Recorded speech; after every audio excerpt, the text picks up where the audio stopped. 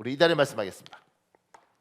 우리 하나님과 주 예수 그리스도의 은혜대로 우리 하나님과 주 예수 그리스도의 은혜대로 우리 주 예수의 이름이 너희 가운데서 영광을 받으시고 우리 주 예수의 이름이 너희 가운데서 영광을 받으시고 너희도 그 안에서 영광을 받게 하려 함이라. 너희도 그 안에서 영광을 받게 하려 함이라. 데살로니가 후서 1장 12절 말씀. 데살로니가 후서 1장 12절 말씀. 우리 기도하겠습니다. 아버지 하나님, 우리 주 예수의 이름이 나와 내 가족 가운데서 존귀함을 받게 하옵소서. 아버지 하나님, 우리 주 예수의 이름이 나와 내 가족 가운데서 존귀함을 받게 하옵소서. 창대교회 안에서 예수 그리스도 이름이 영광을 받게 하옵소서. 창대교회 안에서 예수 그리스도의 이름이 영광을 받게 하옵소서. 대한민국 안에서 나사렛 우리 주 예수의 이름이 높임을 받게 하옵소서. 대한민국 안에서 나사렛 우리 주 예수의 이름이 높임을 받게 하옵소서. 예수님의 이름으로 기도합니다. 예수님의 이름으로 기도합니다. 하나님이 여러분의 기도대로 꼭 응답하여 주실 믿습니다.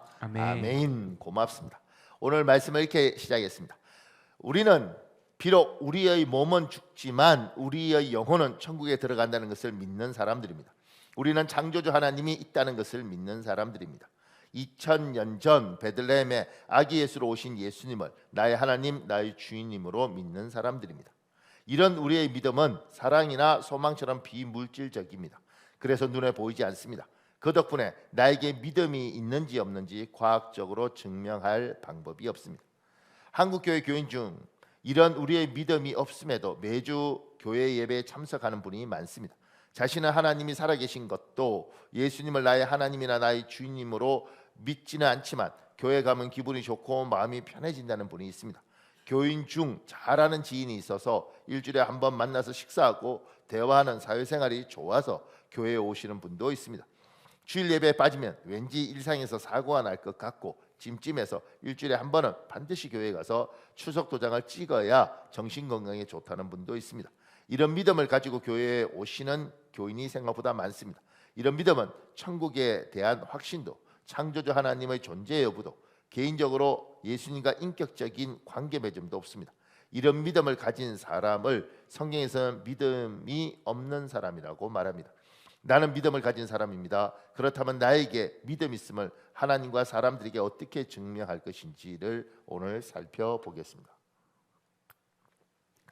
지금은 좀 변화가 있죠. 근데 제가 처음 전도사로 사역을 나갔을 때 서울교회에서 우리가 학문적으로 이렇게 정의했습니다.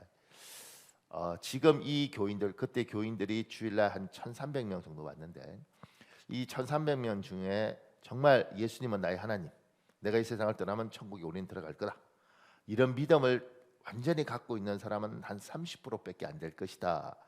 제가 첫 전도사로 나갔을 때 우리가 한국에서 이제 목회자들이 수치상 할 때 그랬습니다. 30%. 그래서 이제 그때 했던 게 뭐냐면, 그래서 영적 기도를 자꾸 강조하고 전도 폭발 이런 걸 훈련시켜서 교인들도 돌아가면서 계속 확인하는 거예요. 오늘 밤 이 세상을 떠나면 천국에 들어가십니까? 천국 문 앞에서 예수님이 내가 너를 나의 천국에 들어오게 할 이유가 뭐라고 물으시면 뭐라고 대답하시겠습니까? 이런 것들을 이제 계속 확인을 했었죠. 그 이제 많이 좋아진 것 같지만 지금 교인들 중에는 반드시 30% 이상은 그런 교인들이 있을 것이다, 이렇게 생각을 하는 겁니다. 그리고 우리 교회도 이제 코로나를 겪으면서 그런 식의 신앙을 가진 사람들은, 우리 교회도 주일날 예배 인원을 보면 코로나 이전과 이후를 보면 한 20% 정도의 성도가 주일날 교회를 안 나와요. 돌아가신 분도 있고 이사 가신 분들도 있고 뭐 이러지만 우리 교회는 상대적으로 한 20% 정도. 그러니까 그분들은 뭐냐면 교회 오면 좋은데 뭐 이상하게 눈에 눈물도 나고 예배 드리면 뭔가 말씀 들으면 내 이야기 같기도 하고, 그렇게 해서 오다가 코로나 있고 이러면서 어느 순간인가 그렇게까지 교회를 갈 필요가 있나 이러면서 우리 교회의 한 20% 정도는 교회를 떠났습니다. 그러니까 심한 교회는 이게 40%도 떠나고요, 45% 교인들이 떠난 사람도 있습니다. 그러니까 그들은 굳건한 믿음에 서 있는 것이 아니고 교회에 오는 것들이 괜찮고 믿어볼까 했던 거지 믿음이 있었던 건 아닌 거죠. 물론 믿음 있는 사람 중에 낙심해서 집에 있는 사람도 있지만 우리가 전반적으로 분석을 할 때는 그런 거예요. 그러니까 지금도 이제 아마 교회 오는 사람들 중에는 그냥 교회 안 가면 좀 찝찝하고, 그다음에 괜히 사고 날 것 같고, 그다음에 아는 사람도 있으니까 주일날 와서 그냥 예배드리고 밥 먹고 그냥 차 한잔 마시고, 그래서 오는 사람도 있다는 거예요. 교회에 다 믿음 좋고 주님 이래서 오는 게 아니고, 그러면 이제 그런 사람들도 있고, 이제 믿어볼까 이런 사람도 있고, 또 누군가는 정말 하나님 살아계십니다, 이 세상 떠나면 천국이 있고 지옥이 있습니다, 뜨거운 믿음을 가진 사람도 있다는 거죠. 근데 이런 믿음도 있고, 조금 전처럼 주일날 교회 안 오면 뭔가 좀 찝찝한 믿음도 있고, 이 두 가지 중에 우리는 요건 진짜고 요거는 제대로 된 믿음이 아니고 설익은 믿음이다, 이렇게 분류했을 때, 우리 안에 믿음은 객관적으로 눈에 보여줄 수 있는 게 아니니까 이 사람의 믿음이 진짜인지 아니면 이렇게 어설픈 설익은 믿음인지 이걸 우리는 알 수가 없는 거예요. 심지어 믿음이 있는지 없는지 우리가 확인할 방법이 없는 거죠. 그 사람 있다고 그러니까 그 뭐 있다고 우리가 생각하지, 진짜 있는지 없는지 우리가 눈으로 확인할 수도 없고, 또 내한테 믿음이 있다도 이거 눈으로 꺼내서 확인을 시켜줄 수 있는 방법도 없어요. 이제 오늘 설교를 잘 들으면 확인할 수 있을 것 같다라는 생각이 듭니다. 자, 보십시오.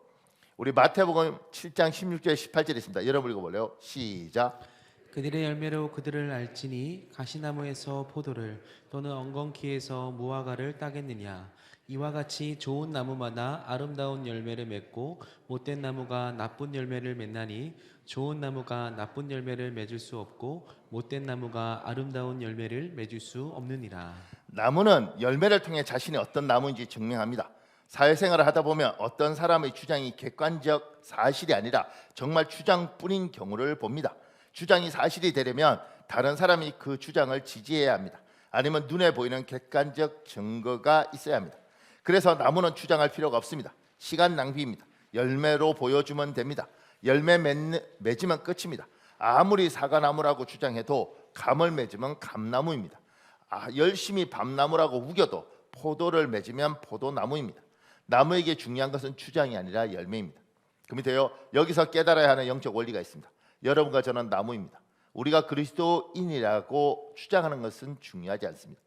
우리의 열매가 우리가 진짜 그리스도인인지 가짜 그리스도인지를 증명합니다. 그러니까 여러분과 제가 주장할 수는 있습니다. 주장은 할 수 있습니다. 근데 그 주장이 진짜인지 가짜인지는 성경은 분명히 우리를 나무에 비하면서 열매로 증명하는 것이에요. 그러니까 내가 아무리 배나무라고 우겨도 열매가 포도면 포도나무인 거예요. 어머, 내가 포도나무네? 이렇게 되는 거지. 내가 아무리 밤나무라고 우겨도 열매가 감이 열리면 어머머, 난 지금까지 근데 감나무네, 이렇게 되는 거예요. 그러니까 여러분과 내가 뭘 주장하냐가 중요한 게 아니고, 결국은 열매를 보면 이게 감나무인지 배나무인지 결정되는 거예요. 내가 배나무나 감나무나 주장하는 건 별 의미가 없다는 거죠. 열매를 보면, 열매를. 그러니까 내가 진짜 믿음이 있는지 없는지는 열매로 확인하는 겁니다. 제가 재밌는 이야기를 들었는데, 제가 이제 대학생 때 뭐 이때는 정철 영어가 유명했습니다. 정철이라는 사람이 이제 영어 하는 걸 만들고, 그래서 이제 그거 듣고 뭐 이렇게 일본어도 있고 뭐 중국어도 있고 이랬는데, 그걸 듣고 그러면서 이제 우리는 기초를 배웠어요. 카세트로 유명했죠. 그분이 처음 만들었다 그러더라고요. 민병철 씨보다 빨리. 근데 그 정철 그분이 예수를 믿는데, 그 예수를 믿게 된 이유가 아들 때문에 믿게 됐다 그래요. 그래서 자기는 이제 외국을 간 게 아니고 한국에서 영어를 참 뭐 끊임없는 노력을 해서 터득을 했는데, 그래서 자기 마음에 맺힌 게 뭐냐면, 내가 영어를 잘하지만 원어민의 어떤 속성을 가지고 있는 것 같지 않다. 그래서 자기 아이들 둘이가 있는데, 아들 둘이가, 그래서 애들이 중학교 3학년, 중학교 1학년일 때 영국에 공부를, 자기가 맺힌 게 있으니까 영국에 공부를 보낸 거죠. 두 가지 이야기를 했대요. 가서 서양 며느리 안 된다. 서양 며느리 안 된다. 두 번째, 서양신 안 된다. 우리는 토정신을 믿어야지 서양신 우리는 안 된다. 그 두 가지 하고 보냈는데, 이 아들이 영국 가서 공부하다가 영국 날씨가 우울하고 이러니까 전도를 받아서 예수님을 너무 뜨겁게 믿었네요. 그래서 이 아들이 예수를 믿고 막 방언 받고 막 너무 은혜에 차서 이제 한국에 와서 내가 내 부모님을 전도해야겠다. 그래서 밥상에 어머니가 이제 밥을 이렇게 가족이 같이 식사하는데, 어머니가 이렇게 하는데 엄마를 붙잡고 그 밥상에서, 엄마, 예수 믿으셔야 됩니다. 예수 안 믿으면 지옥 가십니다. 이렇게 이야기했다는 거예요. 아들 입장에서 뜨겁게 이렇게. 근데 엄마가 이러더래요. 아들아, 내가 너를 사랑한다. 심지어 내 목숨과 너를 바꿀 만큼 내가 너를 사랑한다. 근데 누가 널 보고 예수를 믿겠니? 고마워요. 일부보다는 IQ가 조금 더 나은 것 같아. 일부는 이렇게 할 때 그냥 가만히 있더라고. 다시 아들아, 괜찮아, 난 상처 안 받아. 근데 아들아, 내가 너를 사랑한다. 내 목숨과 바꿀 만큼 너를 사랑한다.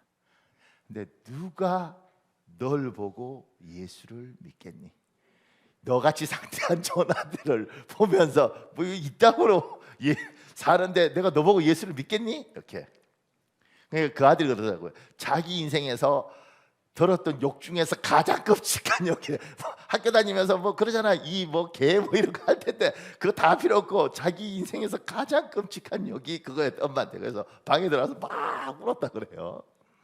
그러면서 내 삶이 우리 부모님이 볼 때는 절대 전도가 안 되는 삶이구나. 그래서 자기를 다 바꿨다 그래요. 이렇게 뭐 담배도 끊고 뭐 하여튼 이런 거 막 해서 완전히 자기 삶을 바꿔서 1년 동안 정말 엄마 옆에서 설거지도 하고 아버지하고 어떻게든 같이 밥 먹으면서 막 이렇게 1년을 하니 그 아버지가 그래?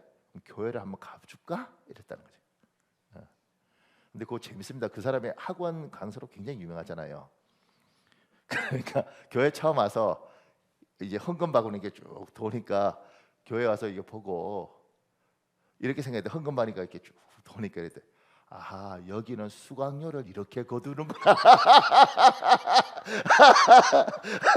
사람들 참 미안합니다. 그러니까 사람들이 자기 생각하는 방식대로 생각은 수강료를 이렇게 거두는 거구나. 그러니까 그 아들이 열매로 자기를 증명했을 때 아버지한테 이제 들리는 거죠. 아, 교회를 진짜 하나님이 있나? 그러니까 내가 예수쟁이라고 난 예수쟁이에요 이렇게 해도 열매를 보고 별론데? 저 가짜인데? 진짜 예수쟁이는 저러지 않는데? 이렇게 가는 거죠. 내가 나무는 열매로 증명하는 거지 주장한다고 되는 게 아니다.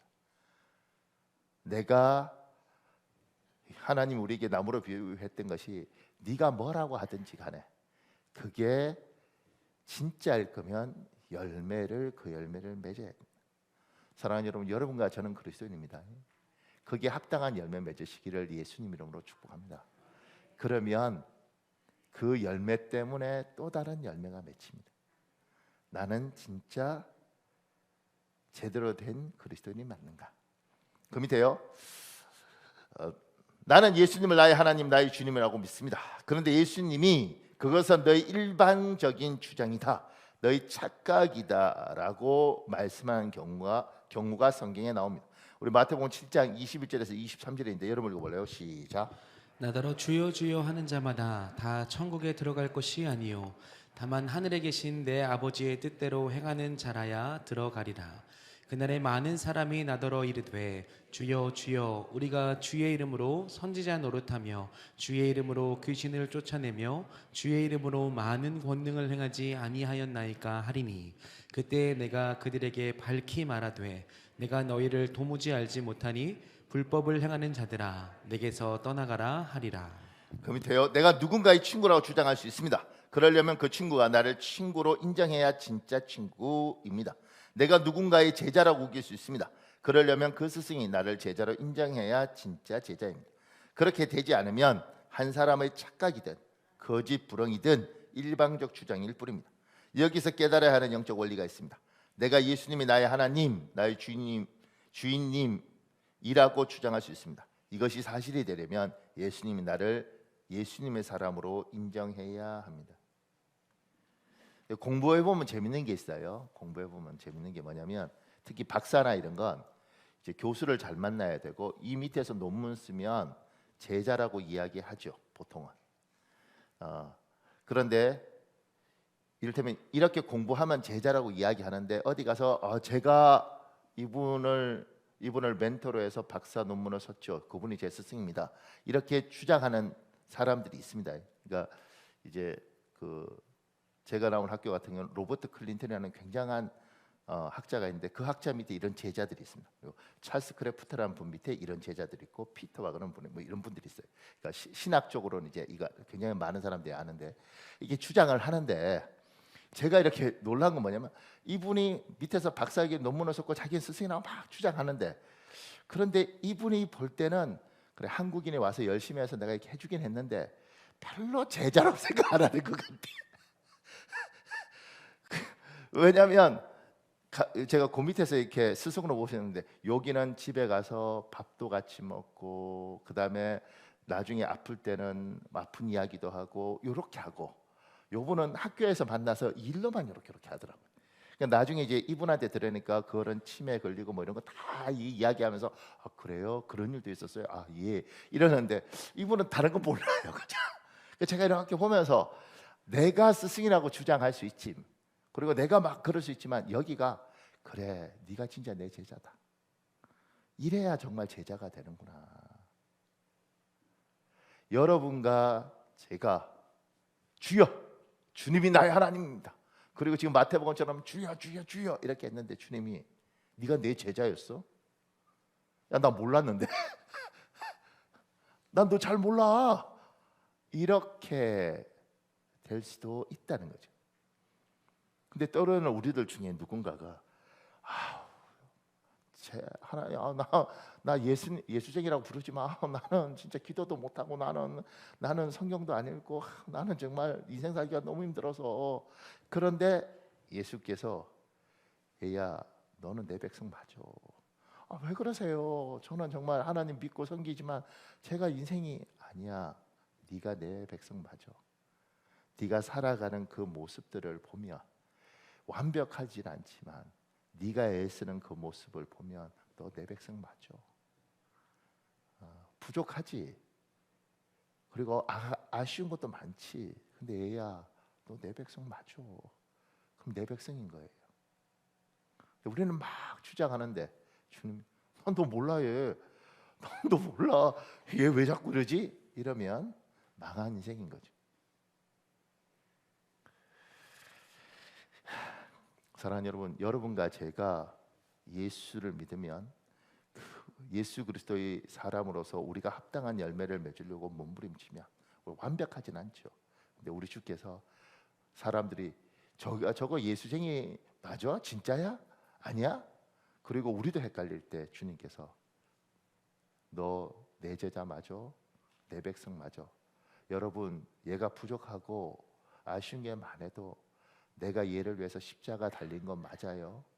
내가 얘를 위해서 기꺼이 피 흘린 내 새끼 맞아요. 여러분에게 이 음성이 주님의 이 인정함이 있기를 예수님 이름으로 축복합니다. 아멘. 자, 그 밑에요. 19절 듣기는 속히 하고 말하기는 더디하며 성내기도 더디하라. 그리스도인이라면 나무처럼 주장이 아니라 열매로 자신을 증명해야 합니다. 야고보서는 1장 19절에 세 가지 열매를 이야기하고 있습니다. 우리 야고보 1장 19절에 있습니다. 여러분 읽어볼래요? 시작.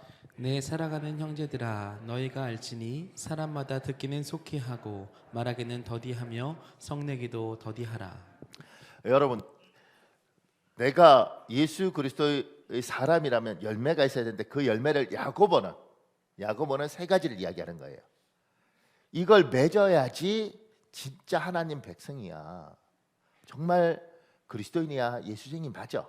근데 이게 없으면 의심해 볼 필요가 있어. 좀 문제가 있는 것 같아. 그 세 가지가 뭐냐면 첫 번째는 이렇게 이야기하는 거죠. 듣기는 속히 하고.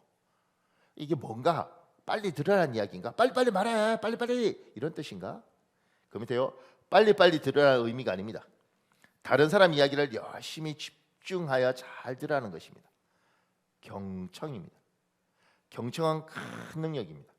그래서 다른 사람의 말을 경청하는 장로, 권사, 집사가 많은 교회는 큰 능력을 소유한 교회입니다.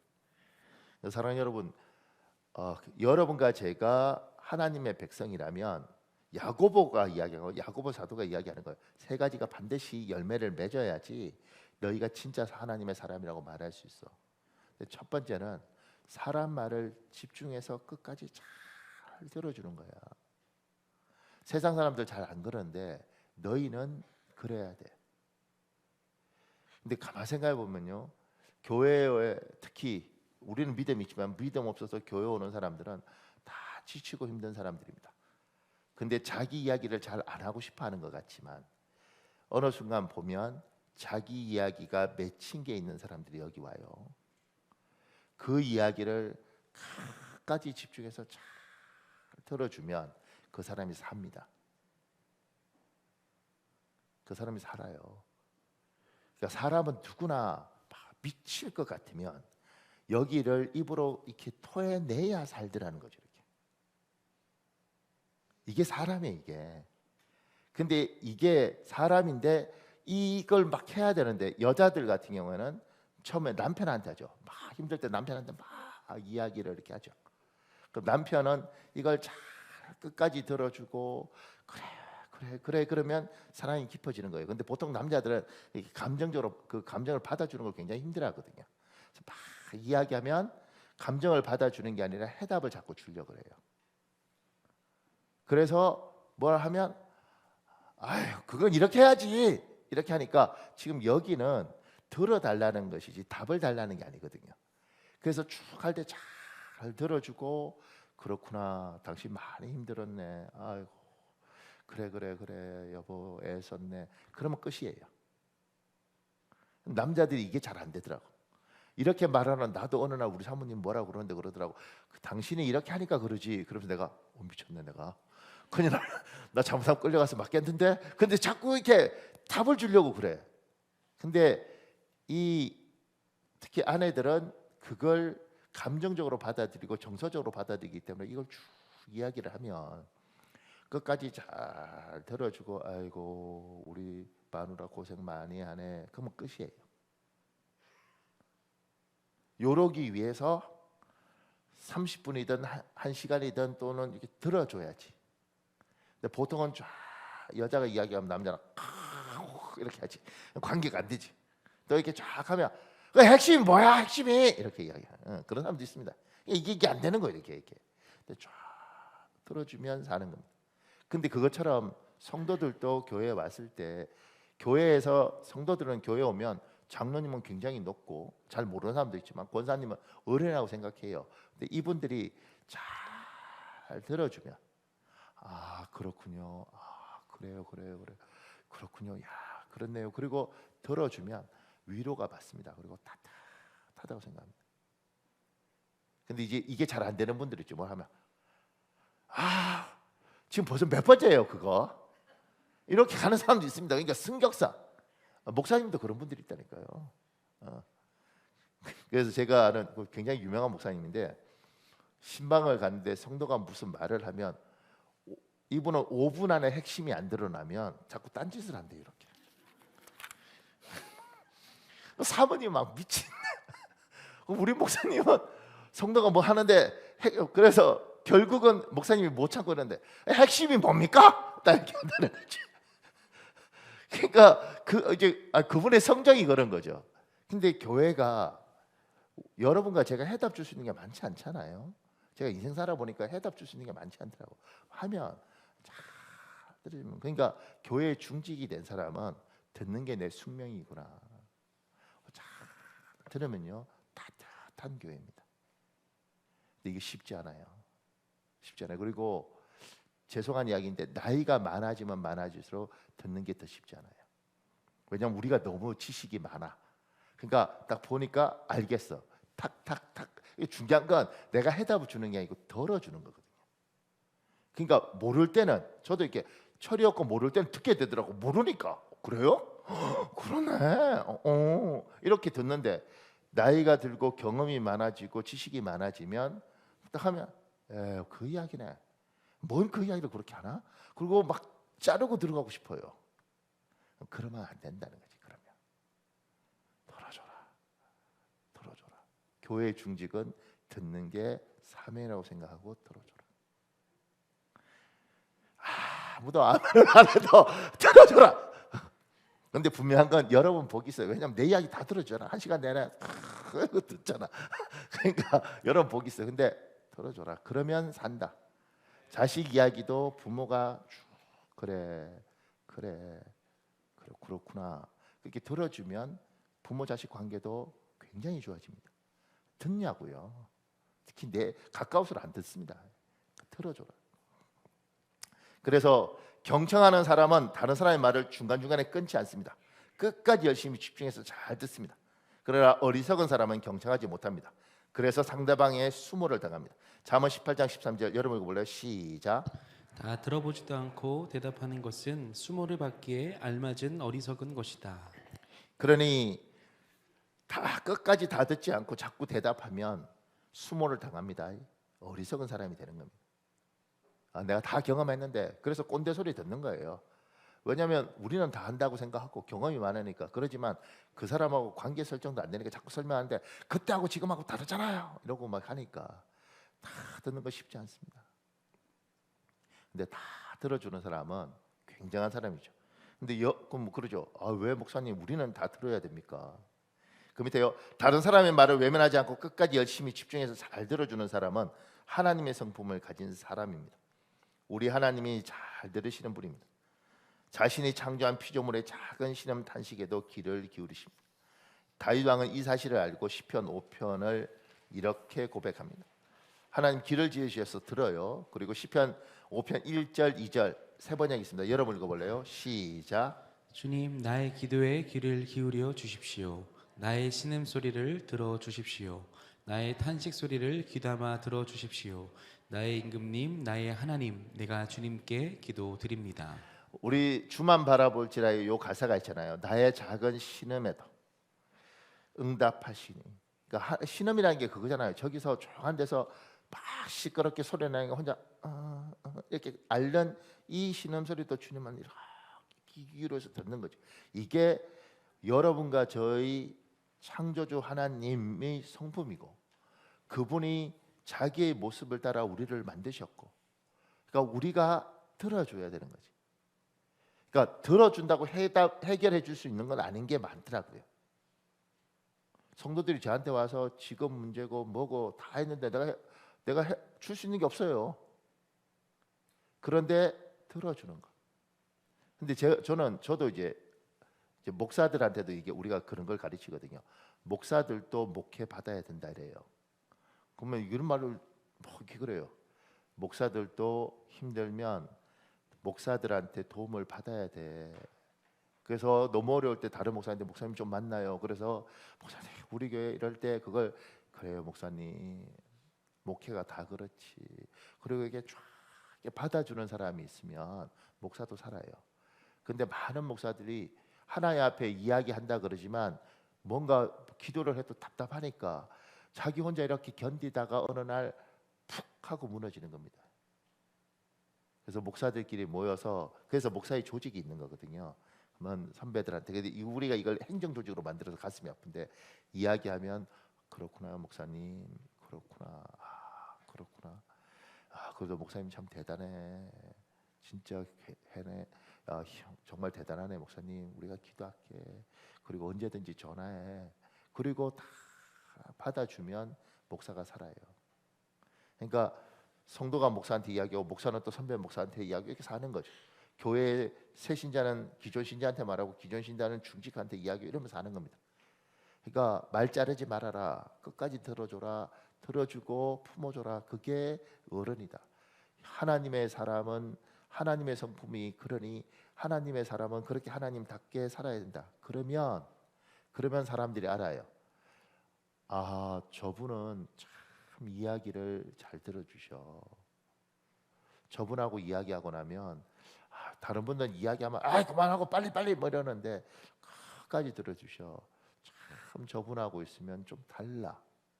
그게 믿는 사람도 느끼고 믿지 않는 사람도 느끼면 그걸 통해서 그럼 왜 그러지? 그랬을 때 예수 믿는 사람은 달라. 예수 믿는 사람은 달라. 그러니까 오늘 이렇게 질문해 보면 어때요? 우리들 중에 아버지들은 내가 아이들 이야기를 끝까지 진짜 잘 듣나?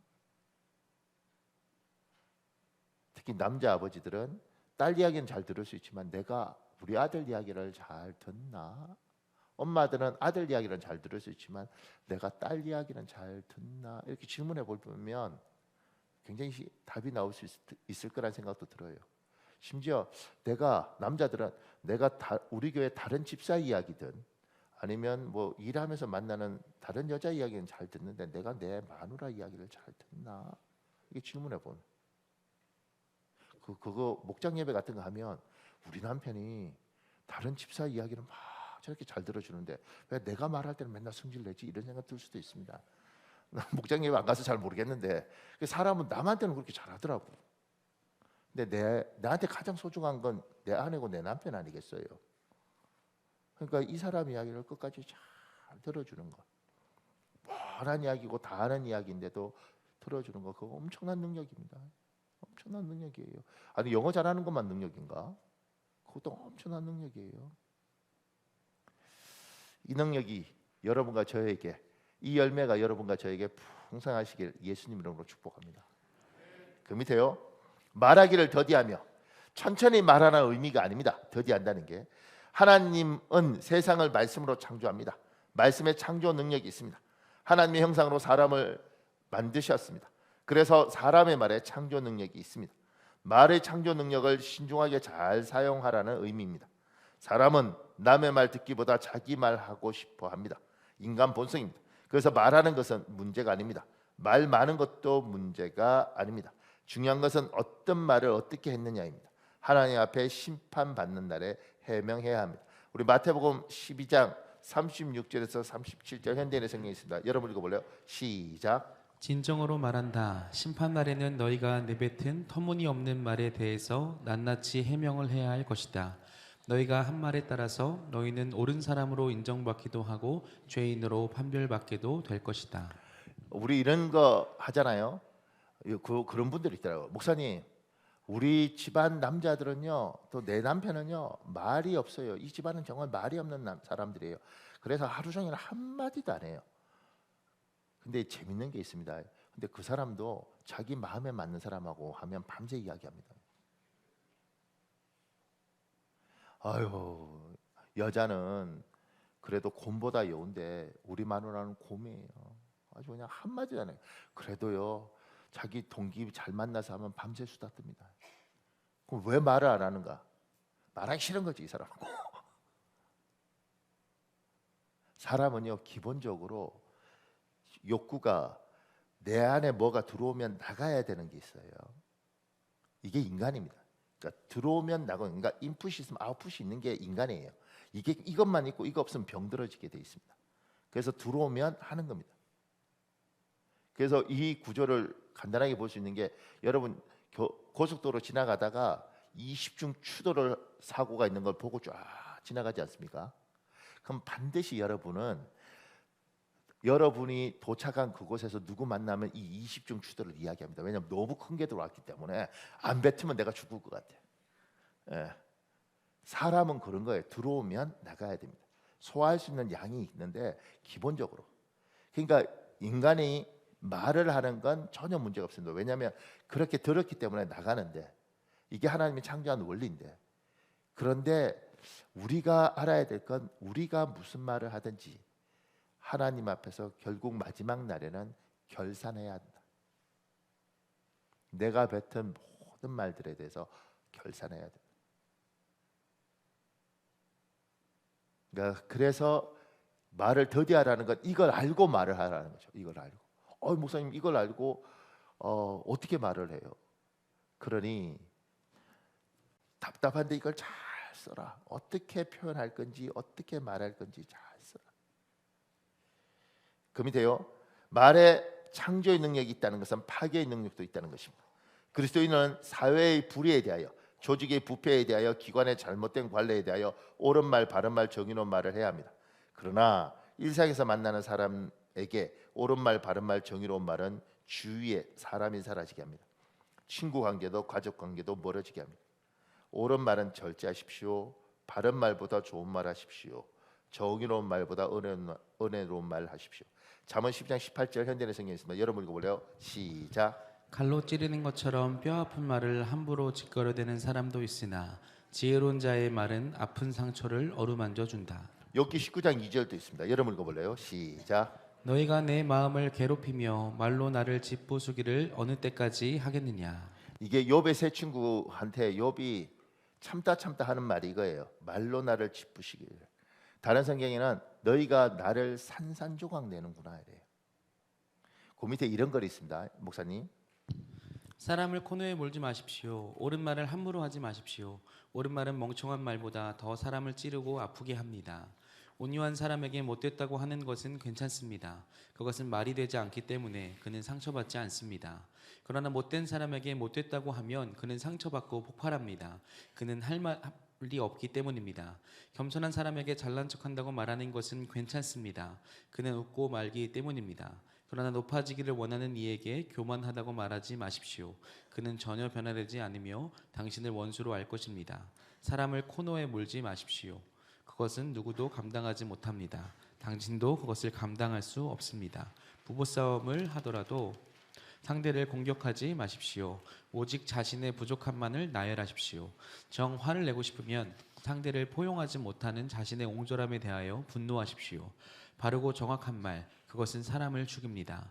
그러므로 똑똑하고 영리하며 많이 배우고 옳은 사람이 사람의 영혼을 효과적으로 죽이는 것입니다. 아주 짧은 시간에 몇 마디의 말로 사람을 확실히 병들게 하는 것입니다. 사람은 모두가 약합니다. 그러므로 사람을 공격하고 정죄하지 마십시오. 주님은 세리와 죄인의 친구입니다. 주님이 당신을 받아주신 것처럼 당신도 그들을 받아주십시오. 그리고 사람들의 허물을 사랑의 눈으로 보지 못하는 자신을 아파하면서 주님의 사랑의 눈을 달라고 기도하십시오. 머지않아 주님의 응답이 오며 당신은 비로소 모든 사람들이 그리고 모든 허물들이 진정 아름답고 사랑스럽게 느껴질 것입니다. 그리고 비로소 당신은 그들을 도울 수 있으며 그들을 축복하며 변화시키는 도구로 쓰여질 수 있는 것입니다.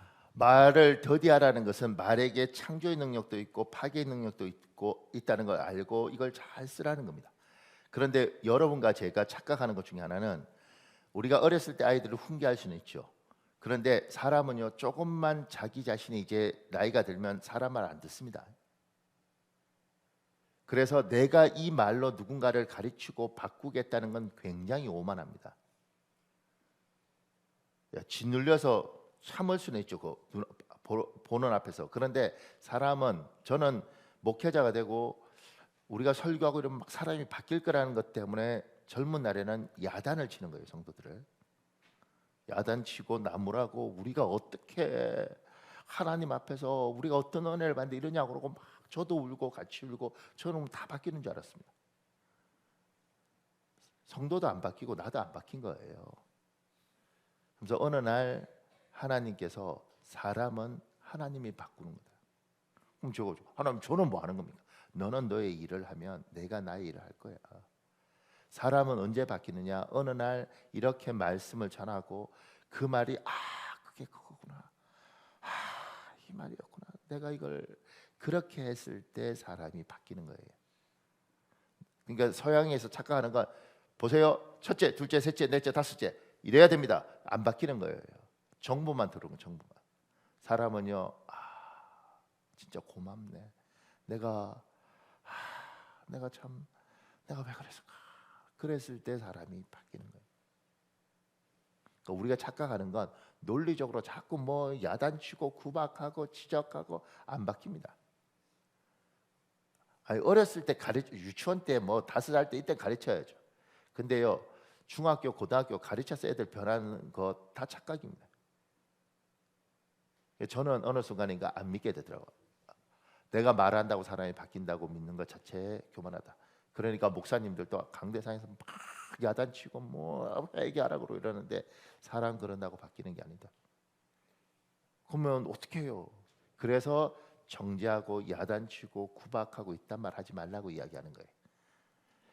이 세상을 향해서 기계를 향해서 체계를 향해서는 해라. 근데 사람과 사람의 관계에서 이렇게 하면 사람이 듣고 깨닫고 아는 게 아니라 대부분은 모욕감을 느끼고 분노하고 심지어 좌절하고 낙심하고 만나면 피하고 그래서 야단치고 구박하고 그런 자수성가한 아버지 집은 아이들이 항상 엄마 아빠의 눈치를 본다니까요.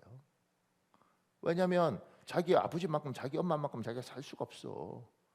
그러니까 아버지는 항상 맞는 말을 하는데 그 말이 틀린 말이 아니고 맞는 말인데 나는 그렇게 살 수도 없고 그렇게 살고 싶지도 않아. 그러니까 자꾸 눈치 보는 거예요. 그런데 그 아이 앞에서 내가 해야 될 건 옳은 말이 아니고 좋은 말하고 은혜스러운 말이에요. 그러니까 아부떨라는 이야기 아니에요. 아버지 저는 안 되는가 봐요. 얘야 왜 하나님이 도와주시면 되지. 그리고 꼭 그거 해야 한다고 잘 되는 게 아니야. 그러니 아빠는 널 믿어. 힘을 내라 얘야. 이렇게 하는 거지. 내가 이렇게 바뀌면 바뀌는 거예요. 그냥 이렇게 멘트 잘한다고 되는 게 아니고. 그러니까 그렇게 이야기를 하면서 그리고 기도하는 거죠. 하나님이 얘한테 뭔가를 해주시기를. 그랬을 때 사람이 바뀌는 거예요. 우리 선배 목사님 딸이 있는데 그 딸은 변호사가 됐어요. 근데 왜 변호사가 됐냐면 아버지가 뭐라고 한다고 변호사가 된 게 아니고요. 자기 아버지가 너무너무 열심히 사는데 이 딸이 처음에 싫었죠. 아버지가 목사고 이것이. 그런데 어느 순간인가 우리 아버지가 이렇게 열심히 사는데 내가 부끄러운 딸이 되고 싶지 않다. 이렇게 해서 걔 열심히 공부해서 그래서 변호사 됐어요. 지 아버지가 그런 거지. 내가 뭐 하라고 한 적 없어. 근데 어느 날 얘가 지가 그렇게 생각을 하더라고. 그러니까 우리는 관계를 깨지 않고 품고 사랑해주고 도닥여주고 어쨌든 잘하기를 품고 있으면 은혜가 오면 얘가 바뀌더라. 그때까지 기다리는 거지 기도하면서. 근데 이걸 못 참고 내가 막 야단치고 구박하고 오늘 너하고 내하고 단판 짓는 거야. 그래서 부모 자식 간의 관계를 끊든 네가 죽든 내가 죽든 둘 중 하나가 근데 안 변한다고. 그래서 여러분의 이야기하는 거예요. 은혜스러운 말해라. 좋은 말해라. 그리고 세상을 향하여 조직을 향하여 구조를 향해서 말해도 같이 밥 먹고 신앙생활하는 사람들한테 이렇게 한다고 해서 사람이 바뀌지 않고 아프기만 하더라. 그러면 기다려라. 기도하면서 기다려라. 목사님 안 되면 어떻게 해요? 굉장히 미안한데 네 그러시고 네 복이다.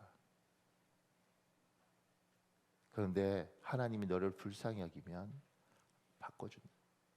그때까지 기도하고 기다려라. 그러다 보니 놀라운 게 뭔지 아세요? 이 사람이 바뀌다 안 바뀌다 어느 날 보니까 내가 바뀌었습니다. 그리고 기도하면서 내가 하나님을 만났습니다. 그리고 내 인생이 변해 있습니다. 아, 하나님이 이 사람이 목적인 줄 알았는데 난가 보다. 나는 이 사람이 바뀌어야 된다고 생각했는데 하나님은 여기보다 나는 너를 원했다. 그래서 이 사람이 내한테 이렇게 날 미치도록 만드는가 보다.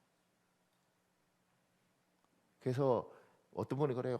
목사님 제 남편을, 목사님 제 아이를 이 나라가. 근데 그 마음은 제가 다 이해하겠는데 그거 가지고 당신이 기독거리로 삼고 하나님께 가면 이 사람이 바뀌고 안 바뀌고 간에 분명한 건 당신이 바뀌고 나면 그 다음부터는 하나님 일할 수 있다. 근데 자꾸 여기를. 그래서 어떤 분이 저한테 와서 그러더라고요. 목사님 교인들한테 야단도 좀 치시고. 그래서 내가 그 교회 그렇게 말한 목사님 교회를 잘 보죠. 저 교회는 야단쳐서 저렇게 쑥대밭이 되는 것보다 바뀌냐? 나이 한두 살이야. 인생을 한두 번 경험했어요. 사람은 그런다고 되는 게 아닙니다. 그러니까 리더는요, 여기에 아픔을 가지고 하나 앞에 그냥 우는 게 리더더라고. 그리고 이 울고 난 후에 여기에 화를 내는 게 아니라 이 사람을 품고 가면 나도 살고 여기도 사는데 참 많은 사람들이 기도하다가 열이 받으니까 기도하다가 난 맨날 울고 그리고 가서 막 이렇게 하면 남는 게 없어요. 기다리는. 근데 어느 날 내가 그러잖아. 여기가 안 바뀌어도 어느 날 하나님 날 찾아와서 눈물 닦아주면서 고맙다, 애썼다. 그렇게 한다니까 우리 하나님이. 아멘. 그렇게 한다니까요. 여러분 남편 두고 여러분이 죽도록 기도하면 여러분 남편이 바뀌다 안 바뀌다 목적이 그거죠. 근데 하나님이 당신을 바꾼다니까. 여기 안 바뀌어도 하나님 당신 와서 위로하시고 눈물 닦아주시고 하나님이 다른 걸로 보상한다니까. 교회 가지고도 울면 교회가 안 바뀌어도 당신이 바뀐다니까. 그 경험해 본 사람 알아요. 그럼 이건 어떻게 해요? 나중에 보면 이게 중요한 게 아니고 내가 바뀌고 나면 생각도 바뀌고 흐름도 바뀌고, 그리고 하나님은 항상 그렇게 하시다. 어느 날 되면 내가 했던 기도를 하나님 다 들어주셨어요. 그런 경험 없어요? 제가 어느 날 놀라는 게 뭐냐면 결국은 기도를 했는데 하나님이 어느 날 보니까 다 이렇게 만들어 놓더라고. 근데 한 30년 걸리셨어. 아니 기도하고 내일 해줬으면 내가 알 텐데 한 30년 하니까 모르는 거지. 그리고 그 30년 동안 나는 또 죽도록 안 살았나? 그럼 내가 한 건지 착각하는 거죠. 근데 어느 날 하나님이 눈을 열어서 보여주면 결국은 다 하셨네. 내가 한다고 되는 일인가? 다 하셨네. 그리고 나도 진짜 죽도록 살았네. 야, 하나님은 이렇게 이루시는 거구나. 자, 마지막으로요. 성내기는 더디하고 화, 분노, 역정, 골, 뿔따구 아십니까? 부화 모두 정상적인 감정입니다. 하나님이 사람에게 주신 귀한 감정입니다. 성내기도 더디하라는 것은 이런 감정을 드러낼 때 지혜롭게 잘 표현하라는 것입니다. 이런 감정을 조절하면서 슬기롭게 밖으로 드러내라는 것입니다. 화를 지혜롭게 표현하지 못하면 관계가 깨어집니다. 한국 사회는 내용도 중요하지만 형식도 중요합니다. 그러니까 여러분이 화가 나죠. 세상에 대해서도, 사람과의 관계에 대해서도, 심지어 교회 시스템에 대해서도 화가 나지. 근데 이 화나는 감정을 더디하라는 건 뭐냐면 숨고르기를 하고, 그러면 이걸 어떻게 표현할 것인가에 대한 고민을 하라는 거예요. 그러니까 화나면, 그런 사람들 화나면 화나는 대로 그 자리에서 즉석에서 다 해야지 직성이 풀리는 사람이 있어요. 그러면 모든 관계가 다 깨집니다. 그리고 인간은 화내서 좋을 사람이 없습니다. 확 해서 그냥 분노다 해놓고 나면 나 이상한 사람 되고 그 사람 마음 상하고 고쳐지는 것도 없어요. 얻어지는 것도 없어요. 그렇게 해서 굳이 이걸 얻기 위해서 그렇게 했나 이런 생각도 들어요. 그런데 막 솟아오를 때 하나님 이걸 어떻게 표현을 해야 됩니까? 그래서 때로는 그 자리 위기를 잘 넘기고 이 화나는 것들을 어떻게 표현할지 고민해서, 어떤 분 그러든 제가 그거 참 좋아 보였는데, 아내에게 화가 많이 났는데 그 아내에게 화가 많이 난 그것을 가지고 어느 날 좋은 레스토랑 고급스럽게 조명 좋고 거기서 스테이크 시켜서 같이 잘 먹으면서, 근데 그때는 왜 그랬어? 나는 사실 당신 그랬을 때 많이 놀랬네. 이러면서 이제 이야기를 하더라는 거지. 그러니까 스테이크 쓸고 조명 좋은 데서 그때 왜 그랬어? 그러니까 이렇게 이야기하다 보니까 그래요. 내가 미쳤는가 봐요. 왜 그랬을까요? 이렇게 되는 거죠. 그런데 같이 막 할 때만 와 이렇게 하고 나면요.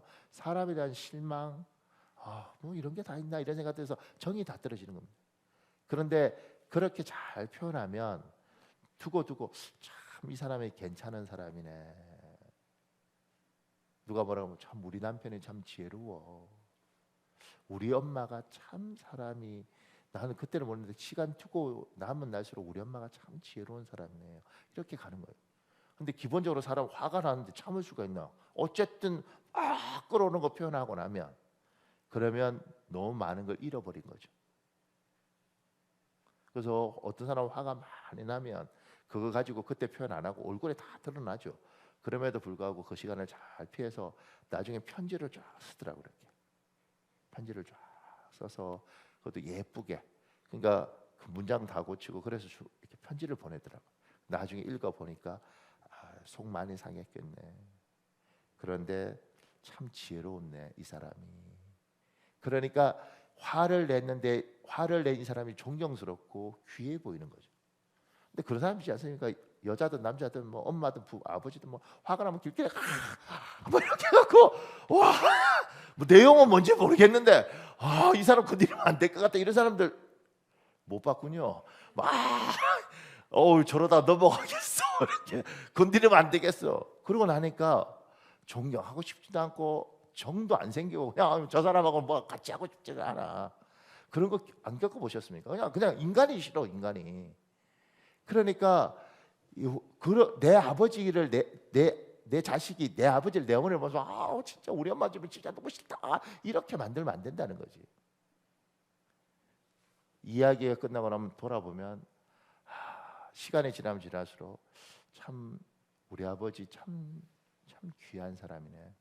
진짜 화 많이 났을 텐데 저걸 저렇게 표현을 하시네. 참 지혜로운 분이네. 그러면 자식 가슴이 쫙 남고, 제가 이제 우리 아이들이 있으니까 할아버지 돌아가신 우리 할아버지 이야기를 할 거 아니겠어요?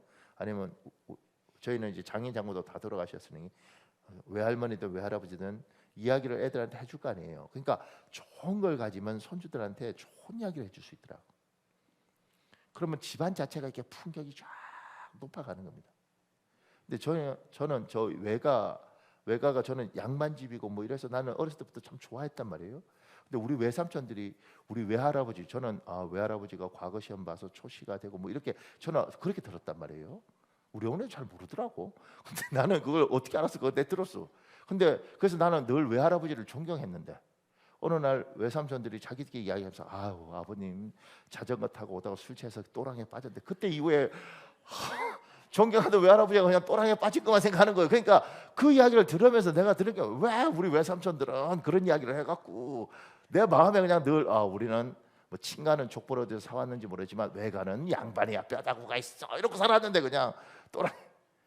그러니까 뭔가를 할 때 마음속에 너희 할아버지는 참, 너희 할머니는 화를 내도 참 지혜로운 분이셨다. 아빠는 참 너희 외할아버지 존경해. 이러면 다 산다는 거지. 그러니까 화를 내도 더디내라는 게 지혜로우라는 게 지혜로운. 그 밑에 이렇게 적어놓은 게 있습니다. 참고로 어떤 의사는 화가 났을 때 15초만 참으라고 합니다. 화가 났을 때 나오는 호르몬이 노르아드레날린인데 맹독성이 있고 노화를 촉진한다고 알려져 있습니다. 이 호르몬은 분비된 지 15초가 지나면 소멸되기 시작해서 30초가 지나면 거의 사라진다고 합니다. 이 말은 화를 내면 스트레스는 풀려도 병들고 빨리 죽는다는 거지. 빨리 늙는다는 거지. 화내지 말아라 이거지. 사랑하는 여러분, 우리 기도해야 되는데 우리 기도합시다. 여러분, 나무는 자기 어떤 나무인지 주장할 필요가 없습니다. 열매가 뭔지 보면 그 나무를 아는 겁니다. 그리스도인들이 내가 그리스도인이다 주장할 필요가 없습니다. 여러분이 맺는 열매를 보면 저 사람이 그리스도인지 아닌지 압니다. 야고보 사도는 우리에게 이야기합니다. 세 가지. 경청해라 얘야. 잘 들어주는 거 진짜 큰 능력이다. 듣기를 속히 해라 얘야. 말하기를 더뎌라. 그런데 얘야, 말에는 창조적 능력도 있고 파괴적 능력도 있는데 잘 써야 된다. 그러지 않으면 너무너무 아프다. 마지막으로 성내기를 더디하고, 얘야, 화가 나는 것 하나님 주신 좋은 감정인데 그거 잘 표현하면 존경도 받고 인정도 받고 사랑도 받고, 잘못하면 사람이 싫다. 하나님 도와주십시오. 말하기를 더디하고 듣기를 속히 하고 노하기를 더디할 수 있도록 도와주옵소서. 우리 주여 한번 간절히 부르고 우리 기도하겠습니다. 주여, 아버지 도와주시옵소서. 아버지 도와주시옵소서.